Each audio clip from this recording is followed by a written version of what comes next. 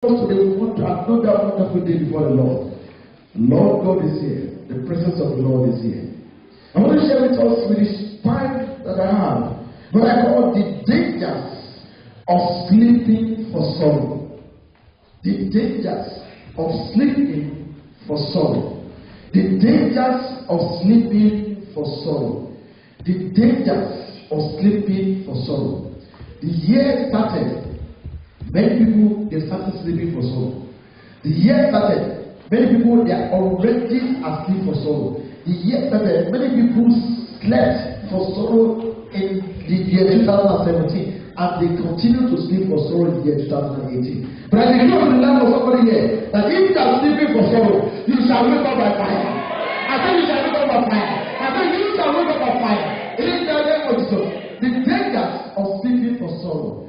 Open your Bible to the book of Luke. Luke chapter 22. Luke chapter 22. The dangers of sleeping for sorrow. Luke chapter 22. Let's start reading from verse 39. Verse 39. The Bible says, and he came out and went, and as he was gone to the Mount of Olives, and his disciples also followed him. Jesus was going, and disciples also followed him. And when he was at the place, he said unto them, pray that ye enter not into temptation. I pray for somebody here today that you will not enter into temptation this year. I said you will not enter into temptation this year. In the name of Jesus. The Bible says, and he was withdrawn from them about a stone's cast, and knelt down, and he prayed, saying, Father, if thou be willing, remove this cup from me. Nevertheless, not my will, but thine be done. And there appeared an angel unto him from heaven, and the angel strengthened him. That's not where we're going. The Bible says, and being in an agony, he prayed more earnestly. When the angel had strengthened him, he was now not in the flesh. He was now in the spirit. But he prayed more earnestly, even with all the anguish, even the thought that he knew that the time was up. And the Bible said, and being in an agony, he prayed more earnestly. And he sweat. And his sweat was as it were great drops of blood falling down onto the ground. When you say that, some people say, we pray, MFM is too there. People don't pray the way Jesus Christ prayed. The Bible says Jesus never prayed that the sweat was like great drops of blood. It was not like drops of blood, great drops of blood. And see what happened. And for the fact, the Bible says, and when he arose up from the prayer, and he was called to his disciples, he told his disciples to be praying. And see what they did. He found them. They what? Sleeping for what? For sorrow. Sleeping for sorrow. I pray for somebody here today. I think you will not sleep for sorrow. I think you will not sleep for sorrow. I think you will not sleep for sorrow. It's never for the man.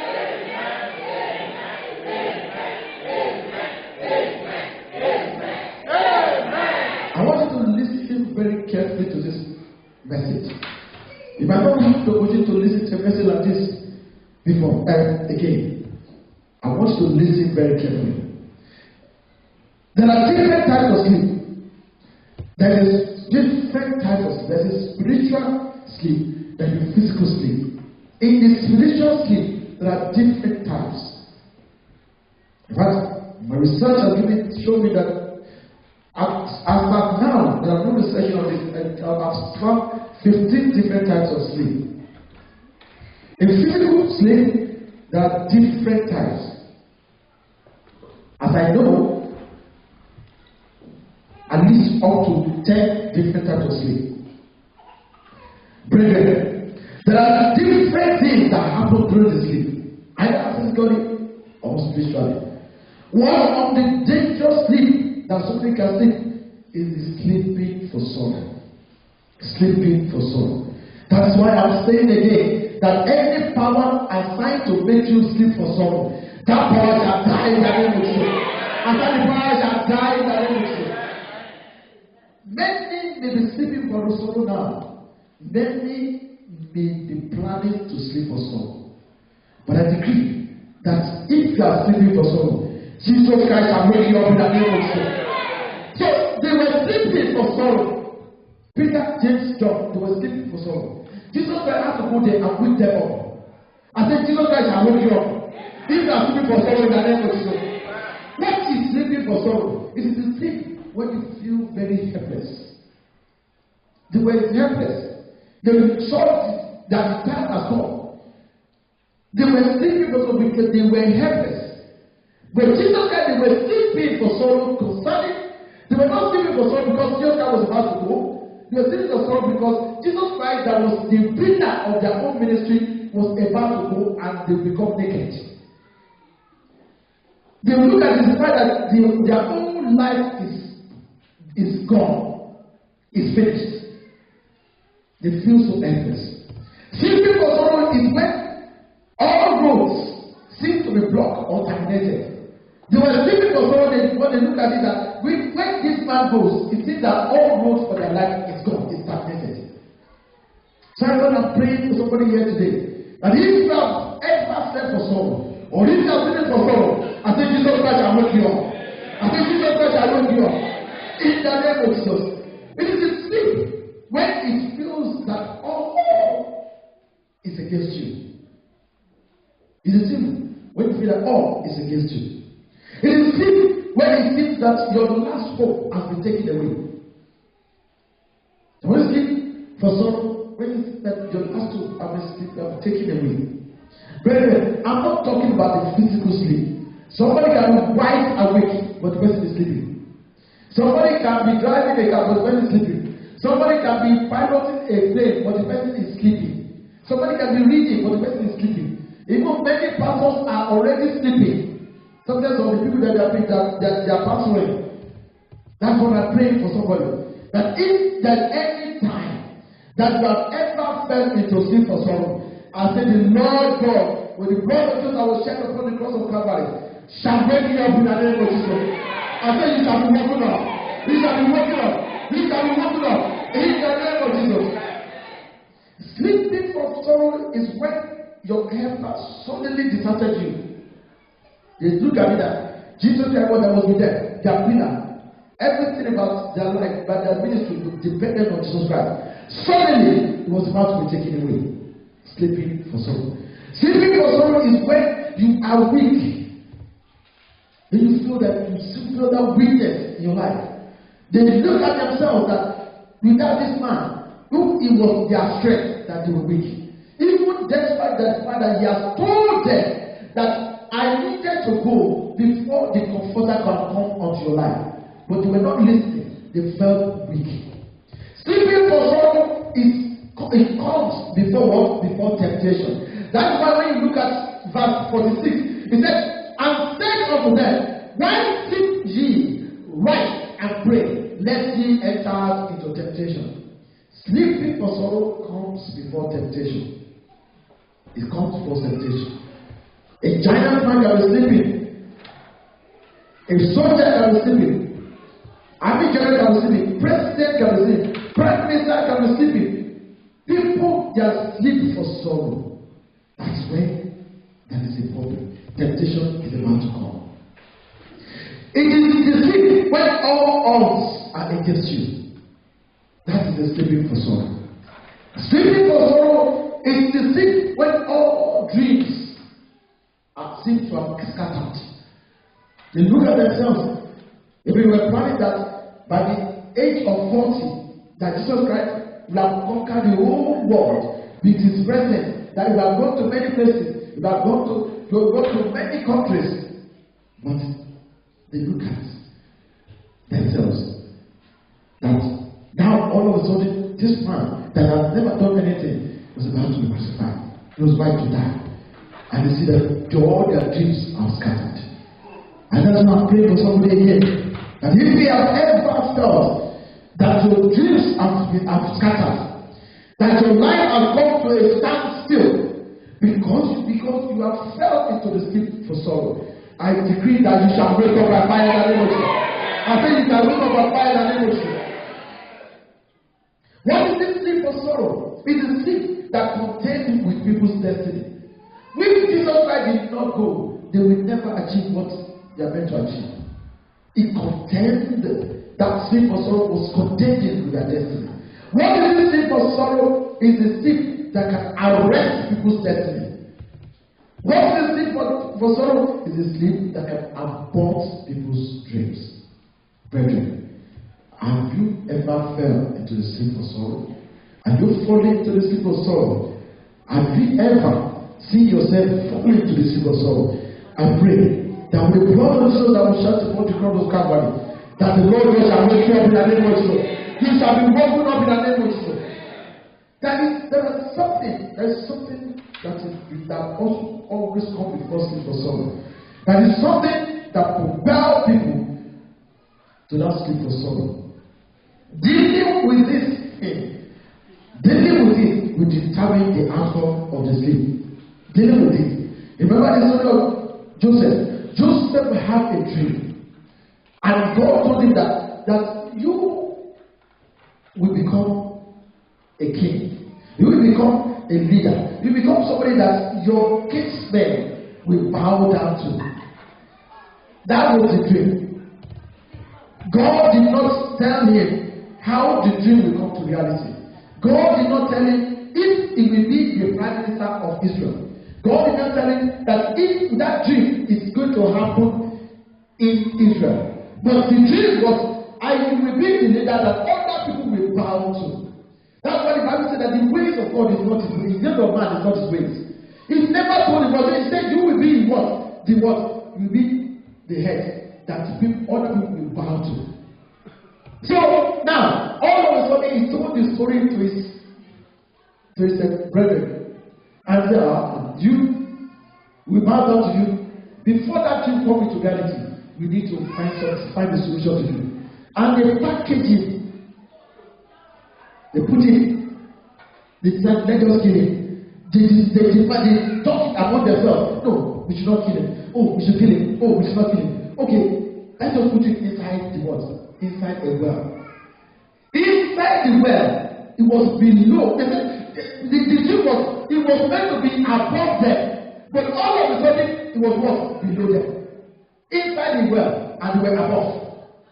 It was the master of the dream that he had. The master of the dream that he had with them. So, it was under the well, while they were on top. But that was not the end. I said, okay, let's not find a way to. He went, okay, are we going to leave him there? Joseph was inside that well, but did not fall into what? Into the dream, into the sleep for sorrow. He did not fall into the sleep for sorrow. He was inside his own temptation, but he refused to fall into the sleep for sorrow. If he had fallen into the sleep for sorrow, and he'd been thinking that in his mind that, oh, this is wrong. Oh God, I didn't think you are telling us. Maybe I didn't hear you very well. Maybe you did not talk to me this way. Maybe I did not understand what you are saying. It would have fell into the sleep for sorrow. But he did not say anything against the dream.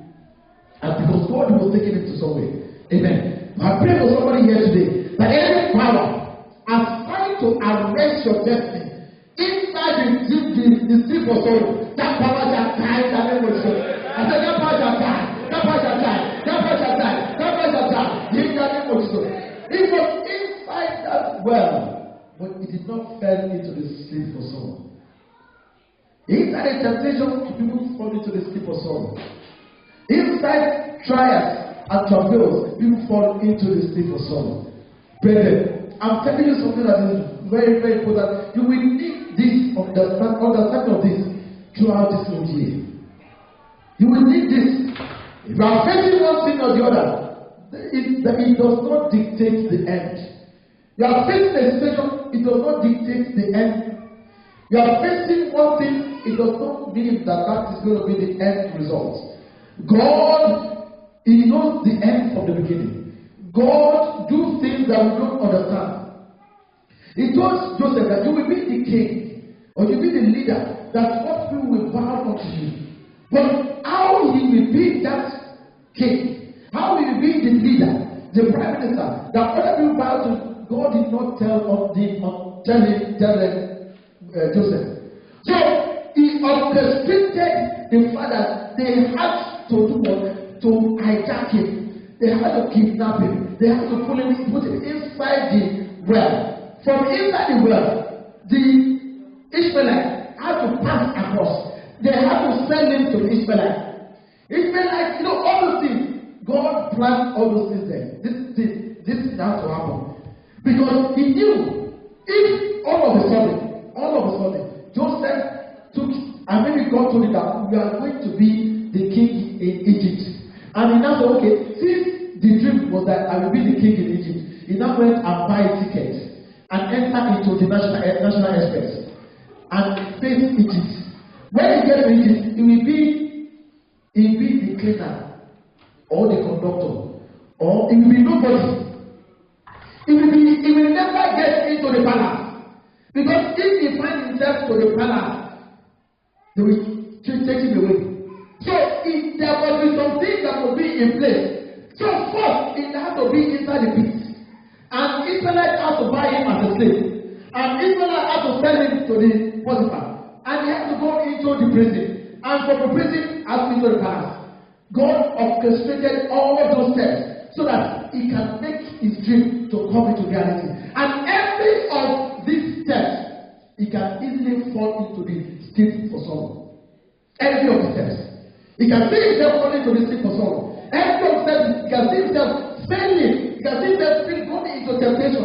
So everything you are passing through, beloved, everything that you see yourself passing through, what is most important is that do not fall into the sleep of sorrow. I pray for somebody here that everything that you are passing through now, that if there is any power that wants you to sleep from fall into sleep of sorrow, that thing shall scatter in the name of Jesus. I think it shall scatter. They shall scatter. They shall scatter. They shall scatter. In the name of Jesus. You will not see yourself fall into the sleep of sorrow. Brethren, it is very important. When you are inside the pit, if you don't fall into the sleep of sorrow, if you don't start doubting God, if you don't start feeling that where is God, if you don't start saying negative things against God, all of a sudden, there will be Judah who will come and rescue you from that pit, from that hole. Amen.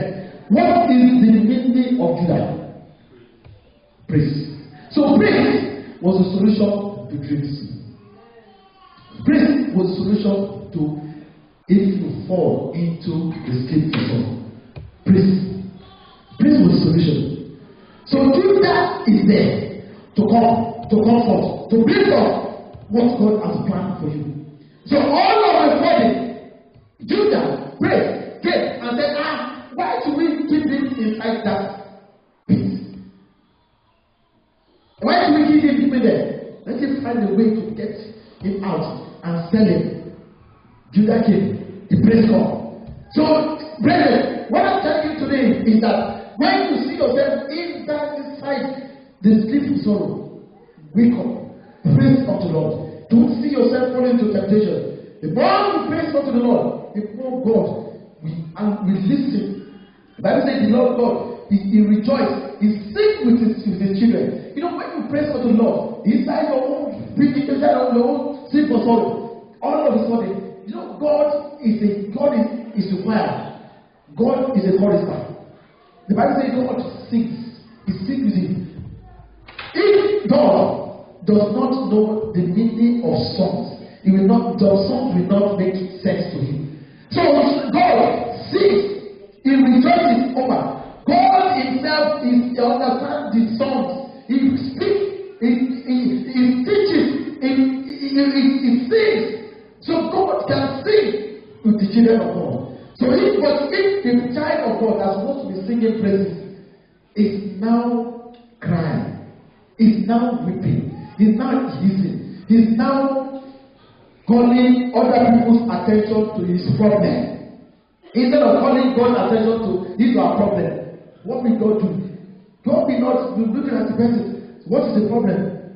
Brethren, what I'm trying to tell you today is that are you in the sleep for sorrow? Are you about to enter that sleep for sorrow? It's your attitude will determine the outcome of that sleep for sorrow. Even if you have entered it. Many times, things get so bad that you will see yourself losing it. Many times, things get so bad, you might even see yourself losing your mind. Many times, things get so bad that those things keep recurring. All those things is to strengthen you. If you don't not fall into that sleep for sorrow, brethren, it has happened to great men. It has happened to great women. The way you manage your sleep for sorrow will determine the outcome. God has a formidable plan for us. God's plan for us might be opposite. It might be opposite of the way we want. It might be totally opposite. As I told you, the journey of Joseph to be the head was unbelievable. The journey of David to be the king was unbelievable. The Bible says in the book of Isaiah 55 verse 8, it says, my thoughts are not your thoughts, neither are your ways my ways. So God's ways are different from our ways.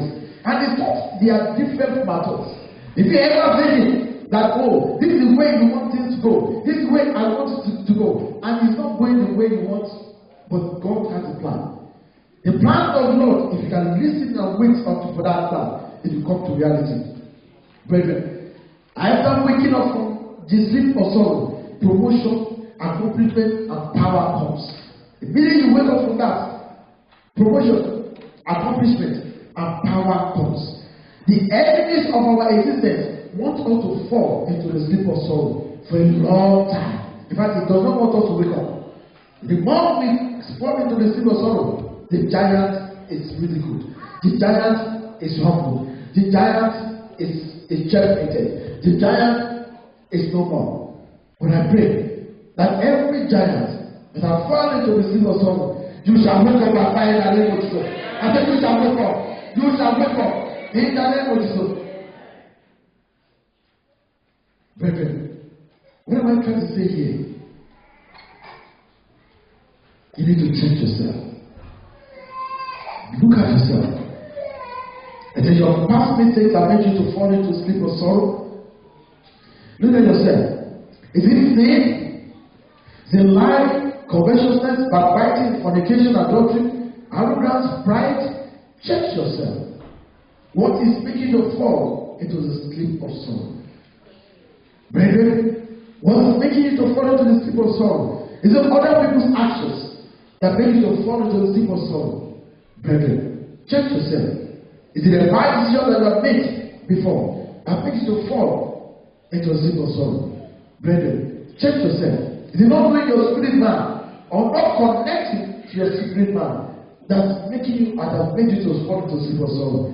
Check yourself. Is it your attitudes? Check yourself. Is it the way you talk to other people? Check yourself. Is it the way you put yourself? Check yourself. Brethren, is it the fact that you take God second in the agenda of your life? Check yourself. Check yourself, beloved. I pray that the ability to wake up from sleep of sorrow, the Lord shall grant it unto us in the name of Jesus. And the heaven shall grant it unto us in the name of Jesus.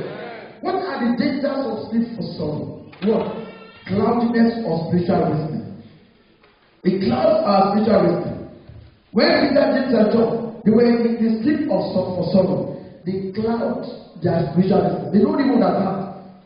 They don't understand even all things that Jesus Christ has told them. That the Son of Man shall be put to death, and on the third day he shall be risen up. They don't understand. It clouded their spiritual reasoning. What are the dangers of sleep for sorrow? The spirit man is silent. Their spirit man was silent. It was silent. What are the dangers of sleep for sorrow? God will far away. God will far away. and solution will be far away. What are the dangers of sleep for sorrow? You become a burden to yourself. They become a burden to themselves. Because what? They see themselves that there were no solution to the problem after Jesus Christ. What are the dangers of sleep for sorrow? You become a problem to your own problem. Become a problem to your problem. So problem will become double. Because before you can start even solving your problem, you need to solve your own as a problem. What is the danger of sleep for sorrow? You will become a liability to yourself and to others. I always say this to you that before you become a liability to another person, you are already a liability to yourself. If you are not a liability to yourself, you cannot be a liability to another person. Because it means that you become useless to yourself because you become useless to other people. So it gives us to propel people to enter into that liability to themselves. What are the dangers of sleep for sorrow? You'll be doing the wrong things at the right time. The wrong things at the right time. What are the dangers of sleep for sorrow? Your mind will be distorted. Totally. The mind is distorted. Mind is not coherent. Mind is not doing the right thing. Mind is not thinking the right thing. Mind is not following the right thing. Dangers of sleep for sorrow. And what are the dangers of the sleep for sorrow? Sins will be the order of the day. Sins will be the order of the day. That's why Jesus was telling them, wake up from this sleep for sorrow, so that you will not be tempted. So that you will not be tempted. Wake up. Brethren, you should check yourself. This is the third Sunday of the year. Have you ever seen yourself? Sorry, this is the second Sunday of the year. Have you ever seen yourself falling into sleep of sorrow? Are you in the sleep of sorrow? Are you in that sleep of sorrow? You need to wake up. Wake up. This will determine the rest of the year. This will determine the rest of every day, every minute, every hour of this year. If you are looking at yourself as you are inside a problem and you don't see yourself out of that problem, problem comes before solution. Problem comes before testimony. Problem comes before laughter. Problem comes before elevation. But it depends on how you are inside that problem. If you fall into the sleep of sorrow, sleep for sorrow inside the problem,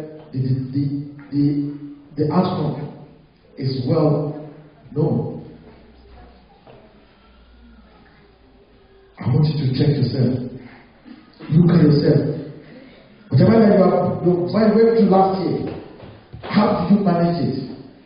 Once you will pass through this year, how will you manage it? How will you manage it? Don't fall into the sleep of sorrow. Every problem that confronts a believer is a problem to elevate. It's not a problem to bring down. Even if you are a believer, when you're giving your life to Christ, God is orchestrating every step that you have. And God is planning every step that you have. And God has a plan that is greater than your own plan.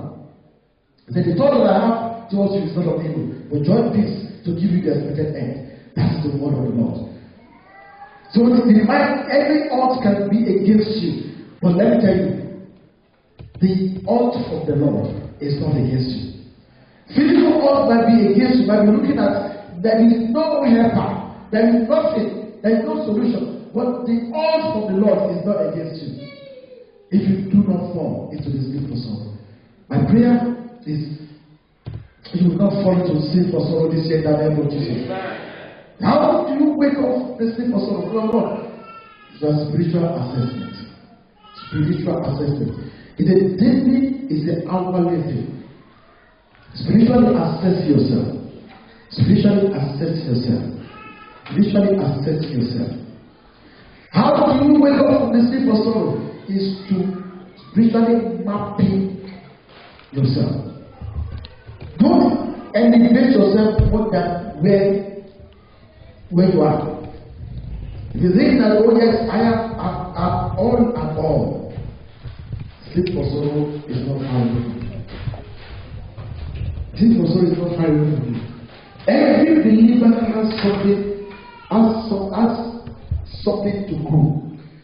You know, and Father the Lord tells you that immediately a believer said, I have finished growing, the downfall is just right beside.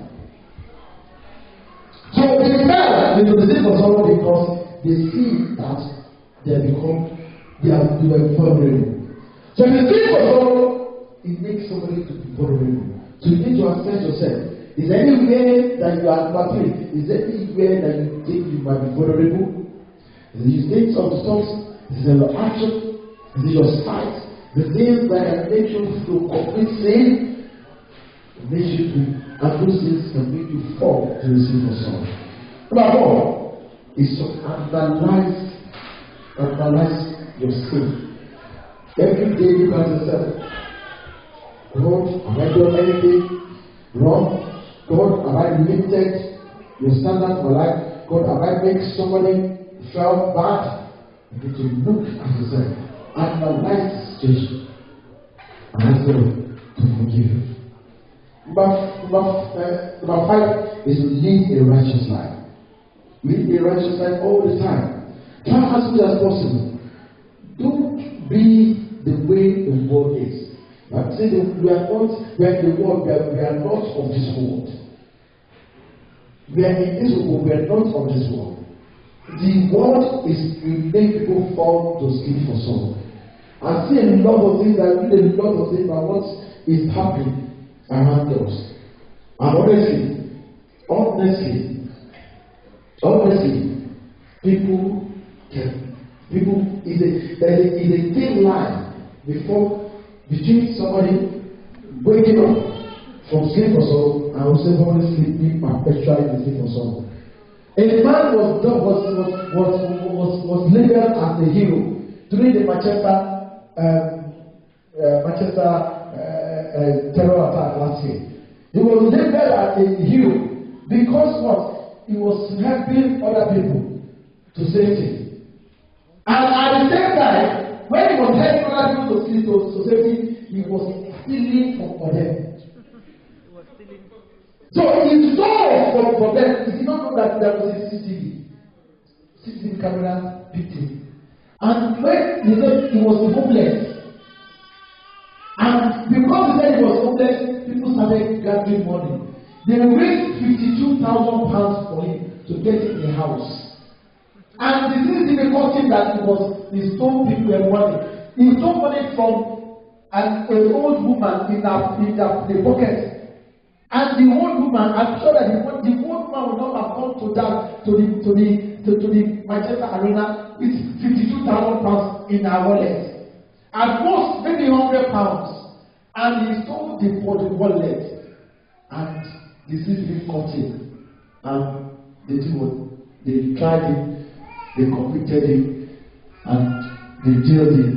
And said the worst thing is that the £52,000 they got for him will never be released unto him. So meaning that he was actually sleeping for sorrow throughout all his life. And he will continue to sleep for sorrow because even they release him from the jail, he will be sleeping on the streets. Nobody will ever raise one penny for him. Nobody sleeping for sorrow. Brethren, that's why I say that spiritual mapping is very important. It's extremely important. Bow down your head. Ask God. God, have I slept for sorrow? God, have I ever slept for sorrow? God, have mercy. God, have mercy. God, have mercy. Have I slept for sorrow? Have I never slept for sorrow? Have I slept for sorrow? God, have mercy. God, have mercy. God, have mercy. And if you are here, you are giving your life to Christ with baptism, or you are never giving your life to Christ. As an opportunity, I want to give it to you. Try to redefine your life. You have to define your status with the Lord. So you can have a new relation with the Lord. That if you are sleeping for sorrow, that Jesus Christ can wake you up. He can never wake a sinner up. When he wakes those that to give their life to him, he wakes them up so that they don't fall into temptation. Now the man that was in Manchester, that he fell into temptation and he lost everything. Simply for sorrow. If you want to give your life to Christ, say this after me. Say, Father, I come before you again. Father, Lord, I know you died for me because of Calvary. Father, I surrender myself unto you in totality. Father, Lord, have mercy on me. Take me to yourself. Father, Lord, today I step back to the devil and enter the kingdom of God. Thank you, Master Father. In Jesus' name I pray. I said that before me, I give you a very big congratulation because I know that God has written your name in the book of life. And He has removed your name from the book of darkness. He has written your name from the book of life and erased your name from the book of death. I know that God will associate yourself in every way. If you are ready to seek for sorrow, that the Lord shall wake you up in the name of Jesus. Father, Lord, and as you are praying, as you talk, and thank you for sorrow, Father, wake me up, wake me up, wake me up, wake me up, wake me up, in the name of Jesus. In Jesus' name we pray. Let's open our feet and shout this loud and clear. Say power! Power! Assigned to keep me. Power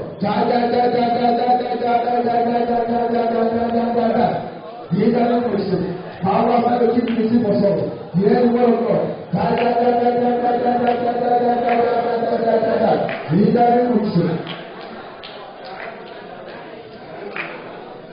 In Jesus' name we pray. Say, oh God, my Father, arise, lift me up from the sleep of sorrow. In the name of Jesus, oh God, my Father, arise and wake me up from the sleep of sorrow. Arise and wake me up from the sleep of sorrow. Arise and wake me up from the sleep of sorrow. Arise and wake me up from the sleep of sorrow. Arise and wake me up from the sleep of sorrow. In the name of Jesus, arise and wake me up from the sleep of sorrow. In the name of Jesus. In Jesus' name we pray. Every satanic power,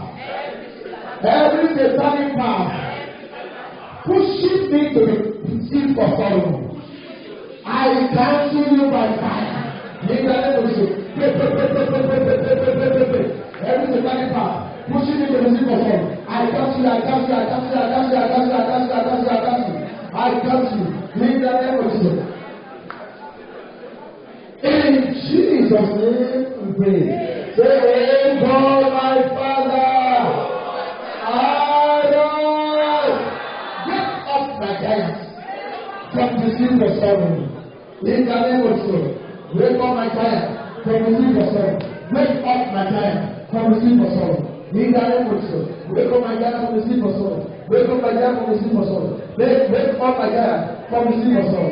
In the name of Jesus. Wake up my giant from the sleep of sorrow. Wake up my giant from the sleep of sorrow. Wake up my giant from the sleep of sorrow. In the name of Jesus. Wake up my giant from the sleep of sorrow. In the name of Jesus. Wake up my giant from the sleep of sorrow. In the name of Jesus. Wake up my giant from the sleep of sorrow. In the name of Jesus. Wake up my giant from the sleep of sorrow. In the name of Jesus. Shout. Wake up my giant from the sleep of sorrow. In the name of Jesus. Wake up my giant from the sleep of sorrow. In the name of Jesus. Wake up my giant from the sleep of sorrow. In the name of Jesus. In Jesus' name we pray.